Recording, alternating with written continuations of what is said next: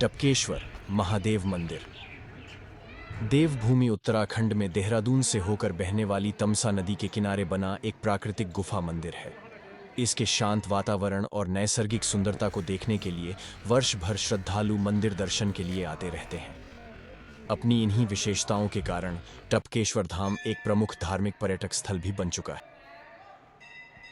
हमारे channel pride of देवभूमि के इस अंक में हमारे साथ हैं श्री वैष्णो मंदिर टपकेश्वर धाम के आचार्य पूज्य डॉक्टर विपिन जोशी जी। देवभूमि की संस्कृति और योग के प्रचार और प्रसार में आपका अत्यंत ही महत्वपूर्ण योगदान है। तो आइए मार्गदर्शन प्राप्त करते हैं श्री विपिन चंद्र जोशी जी का। जोशी जी, आपका बहुत बहुत स्वागत है हमारे चैनल पर। नमस्कार। सबसे पहले प्राइड ऑफ देवभूमि चैनल को मेरी ओर से बहुत बहुत बधाइयां और शुभकामनाएं। जैसा कि आप जानते हैं, जब हमारे मुंह से उत्तराखंड का नाम निकलता है तो स्वतः ही एक देवत्व का आभास होता है, एक आध्यात्मिकता का आभास होता है। और जब भी किसी भी व्यक्ति को स्वयं को जानने की इच्छा हुई तो उसके कदम स्वतः ही इस देवभूमि हिमालय की ओर बढ़े हैं। और यहाँ पे जप तप ध्यान साधना के द्वारा उन्होंने हिमालय से ऊंचे कार्य किए हैं और पूरे विश्व में अपनी ख्याति को जो है फैलाया है। ये देवभूमि के देवत्व का प्रभाव है। तो देवभूमि का जो अध्यात्म है, यहाँ का जो योग है, यहाँ की जो ऋषि मुनि परंपरा है, इसके द्वारा हम लोग स्वयं को जान सकते हैं। क्योंकि जो बाहरी यात्राएं हैं, जो चकाचौंध ग्लैमर दिखावा, ये तो बहुत कुछ पूरी दुनिया में चल ही रहा है, लेकिन हम इनर जर्नी भूल गए हैं। अगर हमें इनर जर्नी करना है और अगर हमको स्वयं को जानना है तो स्वयं को जानने के लिए इस देवभूमि हिमालय में, इस देवभूमि उत्तराखंड में आकर के ही हम स्वयं को जान सकते हैं। तो यहाँ पर जो वातावरण है, आपने देखा होगा कोरोना काल में एक आधा सिलेंडर के लिए कैसे लोग तड़पे, और जबकि देवभूमि उत्तराखंड को कुदरत ने पूरा 70% ये वनाच्छादित प्रदेश है। चारों तरफ हिमालय के दर्शन होते हैं, गंगा यमुना जैसी यहाँ पे सैकड़ों पवित्र नदियां हैं, और उसके अलावा प्राकृतिक जड़ी बूटियों का यहाँ पे पूरा भंडार है।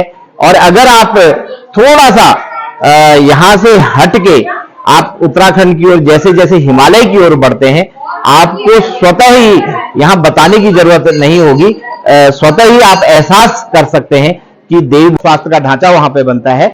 आप दर्शन कर रहे हैं टपकेश्वर मंदिर के मुख्य द्वार के, जिसकी छटा देखते ही बनती है और ये बहुत ही सुंदर जगह में स्थित है।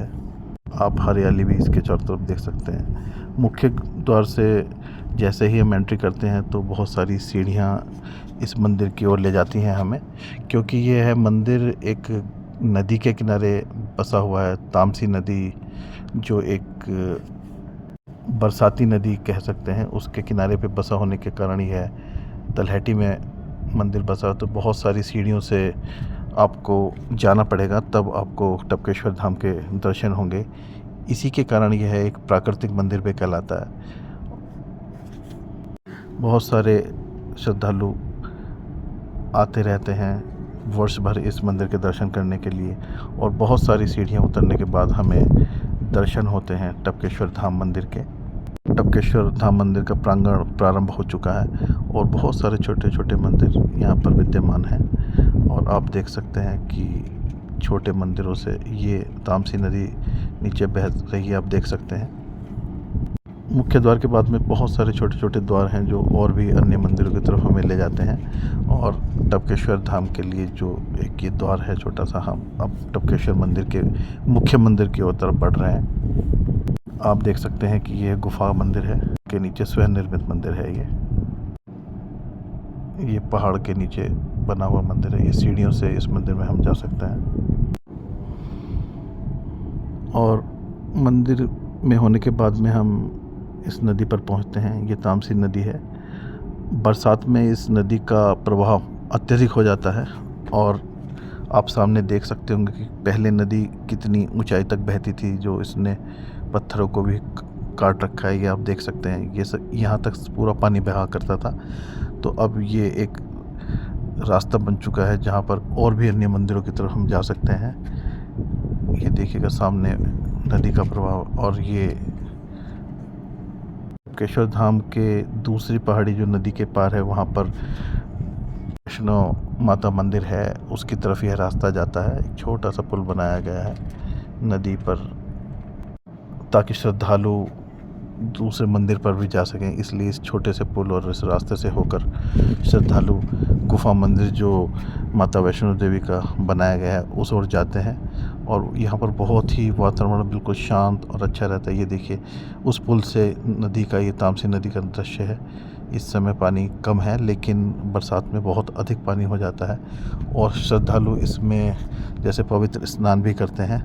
किसी का मुंडन होता है या कुछ भी और रीति रिवाजों से करते हैं तो इस नदी में वो स्नान करते हैं। ये मंदिर आपको दिखा रहे हैं, वैष्णो माता का पवित्र गुफा मंदिर यहीं पे है, जिसकी ओर हम आपको ले जा रहे हैं। तो आइए चलते हैं हम टपकेश्वर धाम स्थित माता वैष्णो देवी मंदिर में और करते हैं वहाँ पे दर्शन। आज हम आए हुए हैं पवित्र गुफा वैष्णो देवी मंदिर जो टपकेश्वर में है, और यहाँ पर बहुत सारे पर्यटक भी आते हैं। एक पवित्र नगरी तो है, स्थल तो है ये, और हमारे बीच ये बहुत ही दो बालिकाएं कह सकते हैं इनको। आप कहाँ से आए? हम लखनऊ से हैं। लखनऊ से। आपका नाम? प्राणवी। तो प्राणवी, क्या उत्तराखंड में आपको आके कैसे लगा यहाँ पे? मुझे तो बहुत अच्छा लगा। मुझे बहुत अच्छा लगा और अच्छी जगह है। अच्छा, यहाँ पे आपको लखनऊ से कैसे, क्या चीज़ आपको यहाँ पे अलग लग रही है? उसका एटमॉस्फेयर, पोल्यूशन नहीं है, बहुत सुकून है, पहाड़ें और देवभूमि उत्तराखंड। बिल्कुल, जैसे कि हमारा चैनल, जैसे आप देवभूमि में आए हैं और हमारा चैनल है प्राइड ऑफ देवभूमि, तो इस प्रकार के जो चैनल बन रहे हैं अभी, उसको आप कैसा देखते हैं कि क्या इससे हमारे जो संस्कृति है उसको कुछ बढ़ावा मिलेगा? या ऑफ कोर्स मैं कोशिश करती हूँ कि लोग धार्मिक हो, मतलब चीज़ों को एनालाइज करें, सर्च करें। धार्मिक चीज़ें बहुत पीसफुल होती हैं ना, सो दैट्स व्हाई। धन्यवाद आपका बहुत बहुत कीमती समय देने के लिए। देखने में आया कि बहुत सारे नवयुवक जो पहले टूरिस्ट प्लेस पे जाना पसंद करते थे, अब मंदिरों की ओर भी अग्रसर हो रहे हैं। तो ऐसे ही दो मुझे युवा इधर दिखाई दे रहे हैं। भैया, क्या नाम है आपका? विक्रम। तो विक्रम जी, आप उत्तराखंड से हैं, बाहर से हैं? मैं अलीगढ़ से हूँ, यूपी से। अच्छा, ये जैसे आप जहाँ पे आए हैं, इसको देवभूमि भी बोलते हैं उत्तराखंड को, और हमारे चैनल का नाम भी प्राइड ऑफ देवभूमि है। तो आपको जैसे पहले युवा जो थे अधिकतर ऐसी जगह जाना पसंद करते थे जहाँ एंजॉयमेंट रहता था, तो अब जो धार्मिक हमारे बीच सनातन लोगों में बढ़ रहा है धार्मिक, तो युवाओं में भी बहुत अच्छे देख रहे हैं। जैसे अभी राम मंदिर का निर्माण हुआ, उससे भी लोग बहुत उत्साहित हैं। तो अब आप पूरे ओवरऑल एक वातावरण को कैसे महसूस कर रहे हैं और देवभूमि में आपको आके कैसा लगा? मेरे को बहुत शांति महसूस हुई यहाँ पे। स्पेसिफिकली ये जो रिलीजियस प्लेसेस है, बहुत ज़्यादा अच्छा लगा। और रही वातावरण की बात, जैसे जैसे मटेरियलिज्म बढ़ रहा है, उसके अपोजिशन में रिलीजियस मतलब स्पिरिचुअलिज्म बढ़ना बहुत ज़रूरी है। उसी से अंततः असली शांति मिलेगी। बहुत सुंदर। और आपके साथ मैं, ये भी आपके साथ ही है सर? जी। आप भी अलीगढ़ से हैं? मैं एक्चुअली आगरा से हूँ। अच्छा, आगरा से। तो आगरा तो आपका पास विश्व प्रसिद्ध मंदिर है ही, सॉरी वहाँ पे के पास मथुरा, हाँ। मथुरा जी, बिहारी जी, बिल्कुल कृष्ण भगवान को शांति, बिल्कुल परमानंद। हाँ, जैसे आगरा के पास मंदिर हमारे फेमस हैं, भगवान कृष्ण की जन्मभूमि है वो। मैं इसको आगरा फेमस, मैं ताजमहल के नहीं बोलूँगा, आगरा प्रसिद्ध है क्योंकि वहाँ पे वृंदावन है, मथुरा है। तो आप वहाँ के, तो देवभूमि में पहली बार आपका स्वागत है, क्योंकि आप भी हमारे एक देवत्व स्थान से ही जुड़े हुए हैं, और हमारे चैनल प्राइड ऑफ दून में भी आपका बहुत बहुत स्वागत है। आपको कैसा लगा देवभूमि में आके? मुझे पर्सनली स्पिरिचुअल जगह जाना, ये धार्मिक जगह जाना मुझे बहुत पसंद है, क्योंकि मैं इस जगह जाकर बहुत शांति मिलती है। बिल्कुल जो यहाँ पे अभी पीस मिलती है ना, जैसे यहाँ पे बिल्कुल इतना अच्छा एनवायरनमेंट है, इतनी शांति, मैं पर्सनली बहुत पसंद करता हूँ सब चीज़ें। तो मुझे यहाँ पे बहुत अच्छा लग रहा है।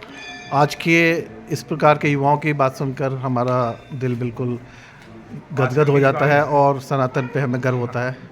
जय देवभूमि, जय सनातन। जय सनातन।